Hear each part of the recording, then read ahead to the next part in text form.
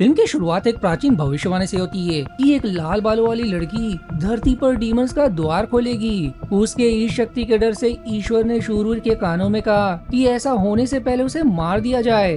और फिर सीन कुछ नाइट्स की तरह मुड़ जाती है, जिनका लीडर अपनी ही पत्नी और बेटी को जिंदा जलाने पड़ता है, क्योंकि उसके हिसाब से उसकी पत्नी ने उसी शाबिल लड़की ने मेवेलोन को जन्म दिया। इसलिए वो इस भ्रम में कि वो एक नेक काम कर रहा है, निर्दय उन्हें अग्नि के हवाले करके चला जाता है। और जब तक मूवी का प्रोटैगनिस्ट नेम जॉन उन्हें बचाने पहुंचता है तब तक देर हो चुकी थी। लेकिन एक चमत्कार, उसकी मां जलकर राख हो चुकी थी, पर उसकी बेटी अब भी सही सलामत थी। यानी कि उसमें सच में कुछ तो खास है। जॉन उसके तरफ अपना हाथ बढ़ाता है, लेकिन अब उसे मर्दों से नफरत होने लगी थी। इसलिए वो अपनी ताकत से जॉन का हाथ मसलने लगती है और फिर जॉन झटके में नींद से जाग जाता है। यानी कि वो बस एक बुरा सपना देख रहा था और ये सपना उसे अक्सर आता रहता है। दरअसल मूवी अब कुछ समय आगे जॉन और उसका भाई विलियम उस भविष्यवाणी को रोकने आए हैं, क्योंकि विलियम को अपने सपनों में वही भविष्यवाणी नजर आती रहती है और उसे लगता है कि उसे चुना गया है इसे रोकने के लिए। दोनों अब एक चेम्बर में दाखिल हो जाते हैं, जहां ब्रदर ऑफ कायस उस भविष्यवाणी लड़की ने मेवेलन की बलि देकर नरक के द्वार को खोलने वाले थे। इसलिए दोनों भी उन पर टूट पड़ते। वो उन्हें रोकने में सफल होते नजर आते, लेकिन अब ब्रदर ऑफ कायस के और भी लोग आ रहे थे। इतना कम नहीं कि तभी एक विच एवेलोन को नरक की दुनिया में ले जाती है, जो देख विलियम दंग रह जाता है, क्योंकि अब भविष्यवाणी को पूरा होने से कोई नहीं रोक सकता। उसके पास बस अब एक ही रास्ता था। इसलिए वो जॉन को याद दिलाता है कि हमने भविष्यवाणी को रोकने के लिए प्रतिज्ञा ली थी, फिर चाहे इसके लिए कोई भी त्याग क्यों ना करना पड़े। जो ऐसा कहती जॉन को उसी रिचुअल के भेंट चढ़ा देता है, जिसके कुछ देर बाद वही विच उसे भी नर्क में ले जाती है। आप जॉन की आंख द फॉरबिडन गेट में खुलती है, जहां उसकी मुलाकात नर्क के द्वार के रक्षक और कैदी द कीपर से होती है, जो उसे एक तालिस्मान ऑफर करता है, जिसमें जब तक रोशनी रहेगी तब तक वो मरकर भी रेजरेक्ट हो सकता है। इसके बदले उसे सिर्फ अपना काम खत्म होने पर अपने साथ इंसानों की दुनिया में ले जाना होगा। पर इस नर्क से निकलने के लिए तुम्हें 3 जादुई पत्थरों की जरूरत होगी, जिनमें से एक 2 विचेस के पास है, दूसरी एक गॉडेस नेम लिलिथ और तीसरा द इन्वोकर के पास, जिसे हासिल करने के लिए एवेलोन भी गई है। जॉन के पास अब कोई चारा नहीं था, इसलिए वो डीमन की बात मानकर उसका ऑफर स्वीकार कर लेता है, जिसकी ऐसा करते ही वो तुरंत वहीं टेलीपोर्ट हो जाता है जहां उसे पहला पत्थर मिलेगा। पर यहाँ एकदम से एवेलोन उस पर हमला कर देती है। जॉन भी उसके जाल में फंस जाता है, जो एवेलोन ने उन विचेस को ट्रैप करने के लिए बिछाई थी। शिकंजे में कैद करने के बाद वो अब उससे सवाल करती है कि तुम यहाँ क्यों आए हो। इस पर जॉन उसे सब सच बता देता है कि मैं एक भविष्यवाणी को रोकने के चक्कर में यहाँ फंस गया। और एवेलन उसे बताती है कि मुझे उस भविष्यवाणी को रोकने में कोई दिलचस्पी नहीं है और मुझे उन मर्दों के लिए भी कोई हमदर्दी नहीं है जिन्होंने मेरी माँ को जिंदा जला दिया और मुझे भी मारने की कोशिश की। पर जॉन के गले में वही तालिस्मान देखने के बाद वो समझ जाती है कि दोनों का भी मंजिल एक ही है, क्योंकि कीपर ने उसे भी वही सौदा किया है। इसलिए उसे आजाद करने के बाद दोनों भी एक दूसरे की मदद करने का वादा करते हैं। अब विचेस से लड़ने से पहले एवेलन उसे आगाह करती है कि ये एक जादुई दुनिया है और इंसानी दुनिया से गायब हुए मुझे एक ही घंटा हुआ है, पर यहाँ कई महीने बीत गए। हर रात चाहे मैं कितना ही कोशिश क्यों ना करूँ विचेस को मारने में, वो मुझे कैद करने के बाद मेरी चमड़ी मेरे शरीर से खरोच कर मेरा खून पीने के बाद मुझे भयंकर मौत दी और फिर तालिस्मान की मदद से मैं जिंदा हो गई। वो विचेस तुम्हें भी ऐसे कई खौफनाक मौत बार बार जीने पर मजबूर कर देंगी। पर जॉन को तालिस्मान की शक्ति पर भरोसा नहीं था, वो उसे तुरंत उतार कर फेंक देता है। लेकिन ऐसा करते ही वो सीधे द फॉरबिडन गेट के गार्डियन द इन्वोकर के पास पहुंच जाता है। द इन्वोकर अब उसे यहाँ देख उससे जवाब की मांग करता है कि तुम यहाँ कैसे पहुँचे, तुम्हें मेरा जजमेंट यही फेस करना होगा। लेकिन जब जॉन जवाब नहीं देता तो अपनी आप ही एवेलन के पास पहुँच जाता है। एवेलन यहाँ उसे आगाह करती है कि आगे से गलती से भी तालिस्मान नहीं उतारना, क्योंकि ये उसे द इन्वोकर के नजरों से बचा कर रखती है। आप देखते ही देखते रात हो जाती है और एवेलन का कहीं पता नहीं होता। जॉन को फिर करीबी 3 में से एक पत्थर नजर आता है, जिनकी 2 विचेस रक्षा कर रही थी। इसलिए वो उन्हें हंट करके उनसे पत्थर हासिल करने की कोशिश करता है, लेकिन उन विचेस को हराना आसान नहीं था। वो उनके सामने टिक ही नहीं पाता और आखिर में उनके हत्थे चढ़ जाता है। वहीं या एवेलोन इस मौके का फायदा उठाकर वो पत्थर हासिल कर लेती है, लेकिन वो एकदम से बर्फ में बदल जाता है। यानी कि इस पत्थर को हासिल करने के लिए उसे सबसे पहले विचेस को मारना होगा। ऊपर से यहाँ विचेस को एवेलिन की भनक लग जाती है, पर जब तक वो उसे भी पकड़ते वो खुद अपनी जान ले लेती है। लेकिन अब विचेस जॉन की खाल उधेड़कर उसका खून मजे से पीने लगते हैं और आखिर में उसके मरते हुए उस तालिस्मान की शक्ति से जॉन फिर से रेजरेक्ट हो जाता है। जॉन अब एवेलोन पर भड़क पड़ता है कि उसने उसे चारे की तरह प्रयोग किया, लेकिन एवेलोन भी उसे याद दिलाती है कि तुम खुद मुझे बचाने नहीं बल्कि उन 3 पत्थरों की तलाश में हो ताकि तुम यहाँ से निकल सको। इससे समझ आता है कि दोनों को भी एक दूसरे पर भरोसा नहीं है। जॉन उसे समझाता है कि अगर हमें अपने मकसद में कामयाब होना है तो हमें साथ मिलकर काम करना होगा, जिसके लिए एवेलोन मान जाती है। अब रात होते ही दोनों फिर से विचेस का शिकार करने की कोशिश करते हैं, लेकिन वो कितना भी कोशिश कर ले हर बार बार उनका वही अंजाम होता है। एवेलोन अब जॉन से कहती कि अगर ऐसा ही चलता रहा तो दोनों की तालिस्मान के पावर्स खत्म हो जाएंगे, जिससे हम दोनों भी हमेशा हमेशा के लिए यहीं फंस कर रह जाएंगे।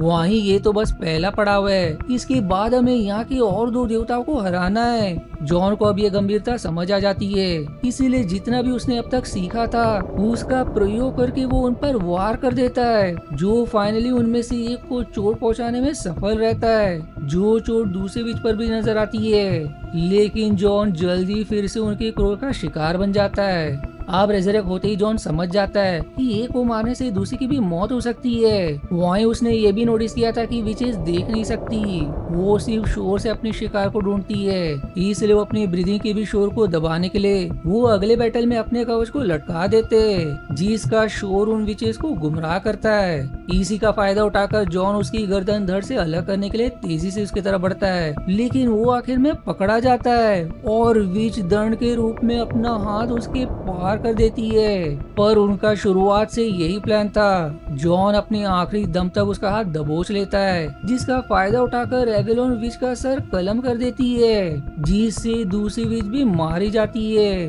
और फाइनली उनके हाथ एक जादुई पत्थर लग जाता है। अब रेजरेक्ट होने के बाद द कीपर उसे बताता है कि दूसरा पत्थर पाने के लिए द गॉडेस नेम लिलिथ उन्हें खुद ढूंढ लेगी, जो पत्थर के बदले तुमसे सौदा करना चाहेगी। वहीं द इन्वोकर तक पहुंचने के लिए उनके पास 2 रास्ते हैं, एक शॉर्टकट जो डीमन से होकर गुजरता है और दूसरा बर्फ से घिरा पहाड़ है, जिसके लिए उन्हें कड़कते पहाड़ों की ऊंचाई चढ़नी होगी। दोनों यहाँ से जल्द निकलना चाहते थे, इसलिए वो कठिन वाला डीमन का रास्ता ही चुनते।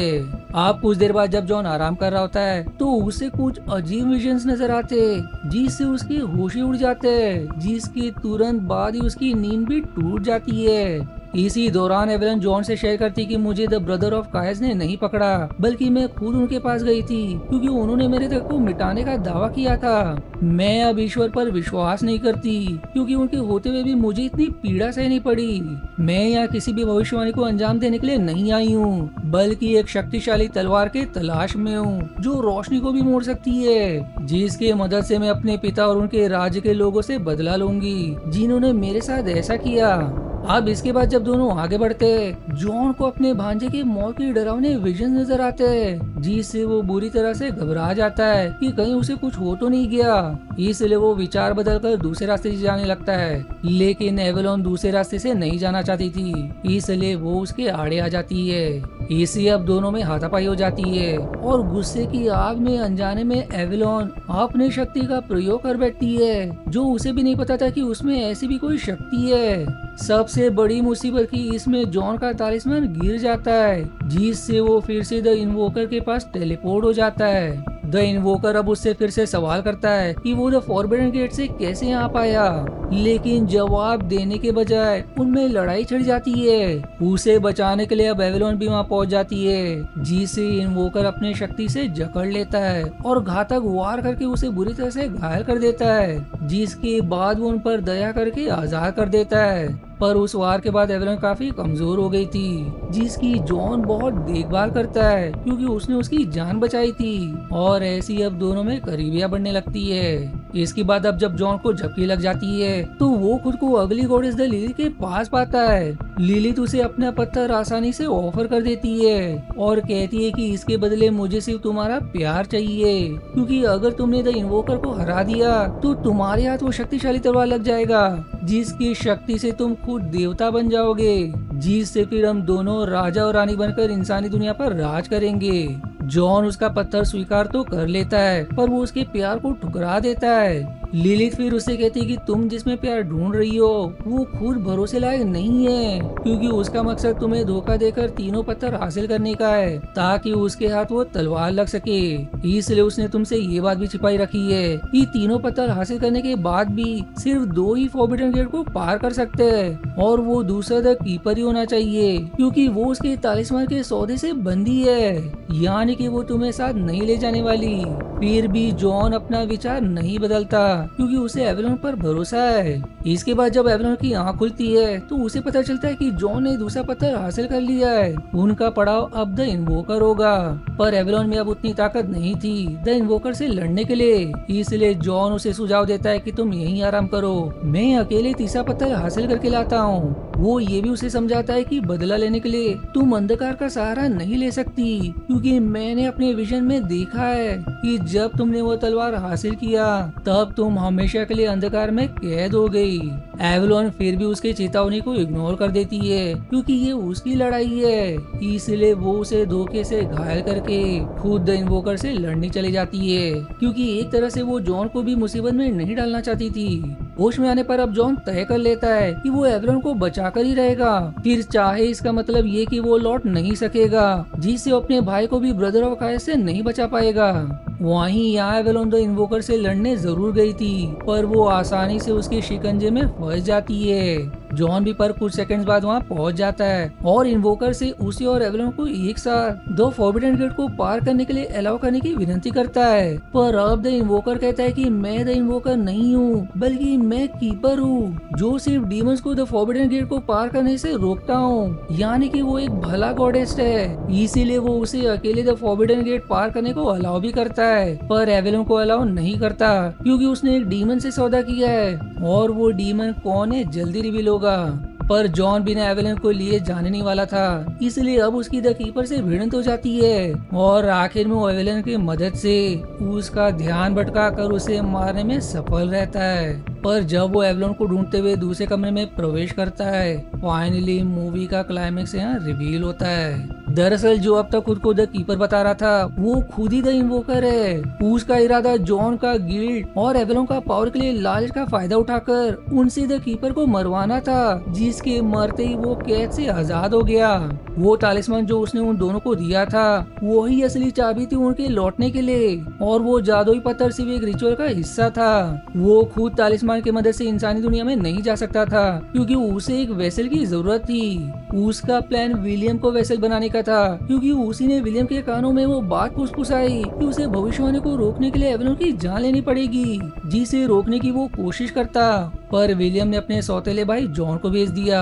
उसका प्लान अब एवेलन को वेसल के रूप में प्रयोग करने का है, पर इसके लिए एवेलन को खुद को डार्कनेस को समर्पण करना होगा, जिसके लिए उसे पहले तलवार को निकालना होगा। एवेलन भी इसके लिए तैयार थी क्योंकि उस पर सिर्फ अपनी माँ के खून का बदला छाया हुआ था।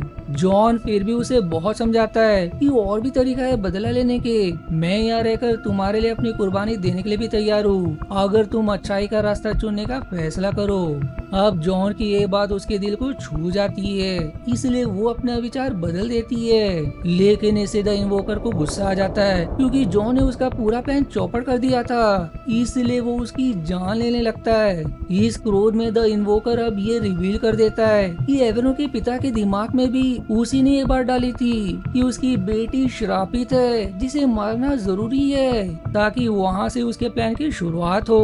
वहीं अपने माँ के मौत के कारण का पता चलने पर एवेलन का माथा सनक जाता है, इसलिए अब वो उसके चैन से दबोचकर उसके साथ अग्नि में कूद जाती है। उस भभकते आग में द इन्वोकर तो मारा जाता है, पर एवेलन को एक बार फिर आग से एक भी खरोच तक नहीं आती। इसके बाद अब दोनों द फॉरबिडन गेट को पार कर जाते हैं। वहीं यहाँ विलियम द ब्रदर ऑफ कायस का शिकार होने ही वाला था, लेकिन सही समय पर दोनों भी वहाँ पहुँच जाते हैं, जिन्हें देख उसकी खुशी का ठिकाना नहीं नहीं रहता और अब तीनों भी एक साथ मिलकर आने वाले खतरे से लड़ने की तैयारी करते हैं, जिसी के साथ ये मूवी यहीं समाप्त हो जाती है।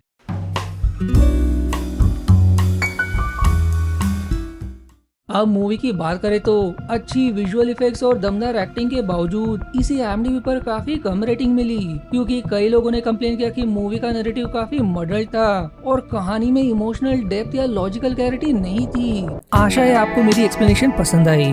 यदि हाँ तो प्लीज वीडियो को लाइक करना और चैनल को सब्सक्राइब करके सपोर्ट करना ना भूलें। मिलते हैं अगले एक्सप्लेनेशन वीडियो में, तब तक के लिए धन्यवाद दोस्तों।